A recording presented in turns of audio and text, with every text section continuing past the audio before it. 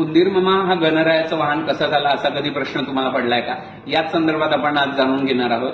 तर या संदर्भात एक दंतकथा अशी सांगितली जाते की इंद्रसभेमध्ये एका गंभीर विषयावर चर्चा चालू असताना एक गंधर्व, कौंचेय नावाचा गंधर्व होता, तो अप्सरांबरोबर गप्पा मारत होता. हे पाहून इंद्रदेव संतापले आणि त्यांनी त्याला शाप दिला की तू उंदीर होशील.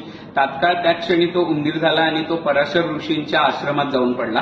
त्याने तिथे भरपूर धुमाकूळ घातला, अन्नधान्याची नासाडी केली, ग्रंथ चावले. त्यामुळे पराशर ऋषींनी गणरायाचा धावा केला आणि त्यांना या उंदरापासून आमची सुटका करा असं सांगितलं. त्यामुळे गणरायांनी पाश टाकून या उंदरावर ताबा मिळवला. त्यानंतर गणरायांनी त्याला सांगितलं की तुला काही वर हवा असेल तर माग. मात्र उद्धटपणे त्या उंदरानेच सांगितलं की तुम्हाला काही वर हवा असेल तर मागा. तर गणरायांनी हसत त्याला सांगितलं की तू माझं वाहन हो. त्याने तथास्तु असं म्हटलं. मात्र त्यानंतर गणराय त्याच्यावर विराजमान झाले तर त्याला ते वजन झेपेन असं झालं किंवा ते त्याच्या जीवाशी आलं असं आपल्याला म्हणता येईल. त्यावर त्यानेच गणरायाकडे वरदान मागितलं की तुमचं वजन मला झेपता येईल अशा पद्धतीचा मला वरदान द्या. तेव्हापासूनच उंदीर हा गणरायांचं वाहन झाला असं सांगितलं जातं.